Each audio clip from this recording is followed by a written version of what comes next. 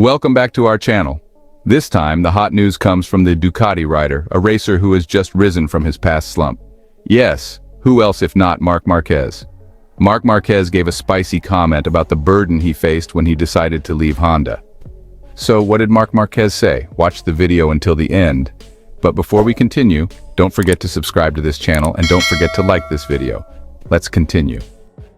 In the high-octane world of MotoGP, where contracts can be worth more than the GDP of a small country and the stakes are as high as the revs on a Ducati, few decisions are made lightly.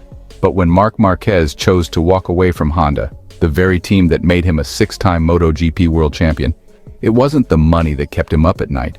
It was something far deeper. Money is important, Marc admitted recently in an intimate interview with Motorsport. But the hardest part wasn't that. It was a cold, sobering realization, one that came not just with a calculator in hand, but with a heavy heart.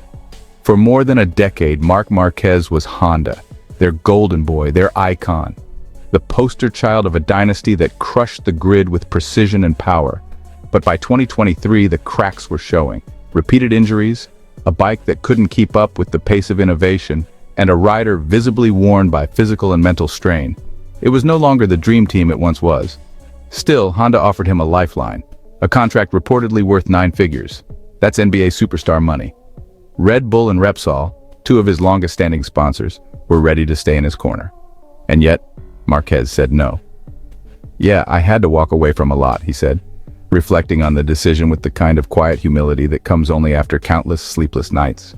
"But when I talked to Honda, to Repsol, to Red Bull, they didn't try to hold me back. They listened. They understood." That understanding came in a very human form. A dinner in Barcelona. Not in a boardroom, not under the sterile lights of a pit garage. Just a meal among friends. Mechanics, engineers, confidants. "We didn't talk about the bike," Marc recalled. "We talked about life, about friendship, about what matters, and what mattered, they all agreed, was Marquez's happiness. They told me, you have to take care of your career. This isn't forever.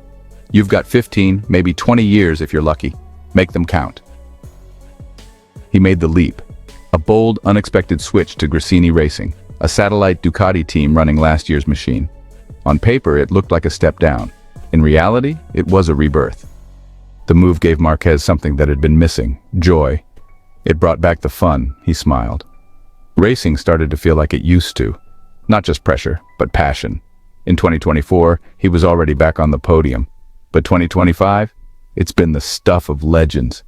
7 wins out of 8 races, top of the standings. A machine under him that fits like a tailored Italian suit. And now, for the first time in years, the buzz in the paddock isn't just about what Marquez has done. It's about what he could do next. Still, it wasn't easy. Breaking up with a team is a lot like breaking up with a longtime partner. There's love, loyalty, and a history that's hard to walk away from.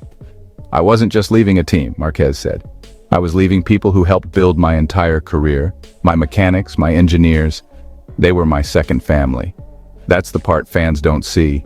The emotion behind the visor, the silent tears in the trailer after a rough race, the farewell hugs in the garage when the cameras are off and the helmets are on the bench. It was a huge responsibility. But at the end of the day, I had to choose what was best for me. If I wasn't enjoying it anymore, what was the point? I'd rather stop than ride without passion. Now, with the full backing of Ducati's factory machinery beneath him and a new chapter unfolding, Marquez is not just competing. He's thriving. His former teammate, reigning champion Francesco "Pecco" Bagnaia, is now chasing him. Even Honda, after years of struggle, is finally starting to show signs of recovery. It's poetic in a way. The team he left is healing, just as he did. There's no bitterness, only mutual respect. At 32, Marc Marquez is no longer the boy wonder who burst onto the scene in 2013. He's a seasoned veteran, a survivor, and perhaps, now more than ever, an artist rediscovering his canvas. As he roars down straights and leans into turns at impossible angles, he carries more than just speed. He carries stories, scars, and soul. And if there's one thing fans can take away from his journey, it's this. Sometimes the bravest thing a rider can do isn't winning, it's walking away and finding a way to love the ride again. In the high-octane world of MotoGP, where glory and heartbreak can flip within a single lap, Jack Miller has always stood out. Not just for his aggressive riding style, but for his refreshingly honest, no BS personality. And now, in a candid conversation on the Gypsy Tales podcast, the Aussie fan favorite is looking back on his time with Ducati, a stint filled with victories, pressure, and a relentless media circus. Jack Miller doesn't hesitate when asked what he doesn't miss from his days as a factory Ducati rider.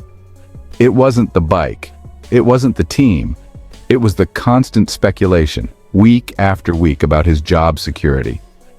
"Why the hell would I want to talk about who's going to replace me?" Miller said with a mix of disbelief and frustration.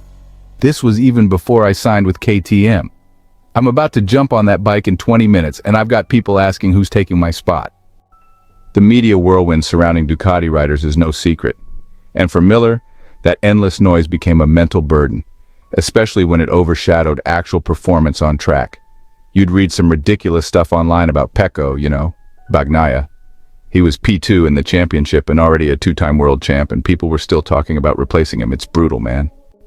Miller's Ducati journey began with the satellite Pramac team before he earned his shot with the factory squad. It wasn't long before he delivered, scoring back-to-back wins in Jerez and Le Mans in 2021, followed by a dominant ride in Motegi in 2022. Still, the wins didn't silence the chatter. Names like Jorge Martin and Enea Bastianini were constantly floated as potential successors, and, well, the writing was on the wall. Ducati eventually went with Bastianini, and Miller made the call to jump ship to KTM. Ironically, Bastianini's performance never fully met expectations, and now it's Marc Marquez taking that seat, while Martin, despite winning the MotoGP title, was left out once again. "This sport's tough, no matter what team you're on," Miller said. "I'm not saying poor me, because that's just human nature. People always want to know what's next. Who's next?" But it's clear the emotional toll of being in a constant job interview every race weekend wore him down.